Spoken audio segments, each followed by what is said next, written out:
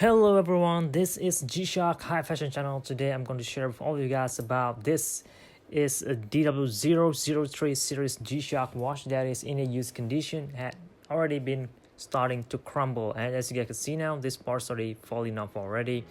I got this one in a used condition, just the way it is. The way it is right now, this is how I got it, except I did try to assemble all these tiny parts back in there.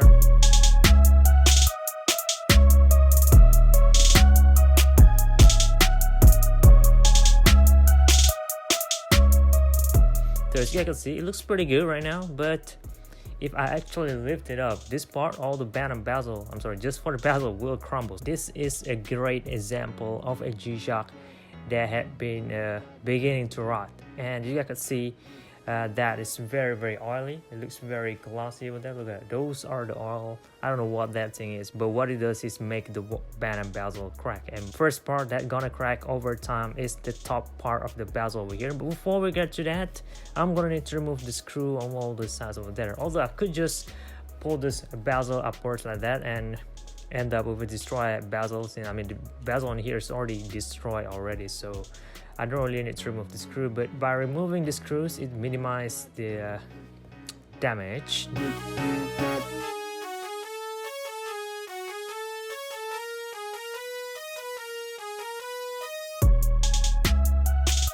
Alright, all screws coming out already. These parts are also coming out as well. This part over here aren't rotting at all. Feels holding up very well, although it feels soft. And my fingers already feeling sticky. Lift this part upwards and look at that. Look at all those tiny parts starting to crumble already.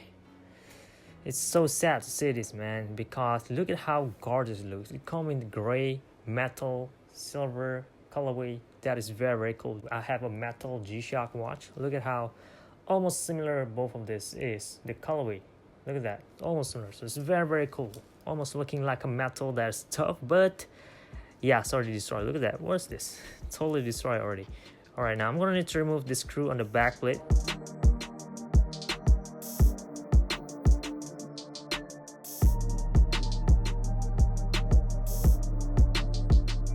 I think I could remove this part as well already. It is already pretty sticky as well, and my fingers getting sticky and oily. Look at how this part gets all those oily. Look at that. And this will be the back plate. Look at how dirty it looks. What is that, man? Anyway, shock resistant stainless steel back Japan 1881 model DW-003, water resistant and made in Malaysia. Why? So this is a very rare back plate, of course, since it is made in Malaysia, so something that we aren't gonna get at all today. And this will be the back cushion, holding up very well as well, despite the bezel already destroyed like that. This part is still looking tough. Pressing out like that, and that should come out already, which is fairly easy. Look at that. Just in case you're new over here, this is a module or the engine for a DW-003 series G-Shock watch. All of them will come similar type of build and construction, and also size as well. So this DW-003 could fit into a GT000, which is the G-Cool. It also could fit into DW-8800, and it also might be able to fit into a DW-9500 series. You could swap the engine between all four of these, including this model over here. So that's very cool thing to take note about as well. And we're gonna have a look at Casio Malaysia built engine, no jewels. It operates on CR2016 battery, which I'm gonna need to swap right now. Right, we're gonna need a needle to make that happen. Just remove the clip down here and pop it up like that. Lift this a little bit and slide the battery down like that, and replace it with any model actually. Any CR2016 could work on here. Just slide this thing in there and click this thing back on there, and you can see now the display already lighted up. The AC should be at the top here. Just touch it and that's it. That's basically it. It's gonna reset all the time to 12, and seems like the module's already lighting up right now. The light's still working fine to me, glowing in blue colorway though, which is very nice as well. We could remove the faceplate as well actually, but it somehow got stuck in there. Need to force it out a little bit, because I'm planning to clean this thing up as well after this. Alright, all of them already coming out. Look at how oily this thing is. My goodness, we don't have any printing at all on top here, so I could just brush this as hard as I can so it won't damage anything at all. Although I need to be careful on this part over here, the glass where all the printing is at. This rubber side cushion over here seems still holding up very well. Same apply with this metal part over here. All right, I'm back, cleaned it up. Look at that, look at how gorgeous it looks now. Very nice. None of those oily thingy anymore. So gorgeous. Look at how lights reflect on it. Also, we have my fingerprints on top of this, but it's all looking great. And this will be the adapter over here. So the method that I'm gonna test out today is that just leave it the way it is. The watch itself is already tough enough. No water is gonna seep into the body anyway.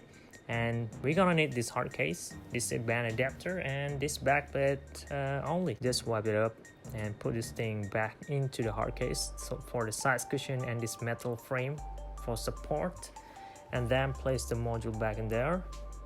Since it already lighted up, we already fixed or replaced the battery on this piece. We could technically use this watch already, although we don't have any bezel laying around. We're still able to use this piece already, you know.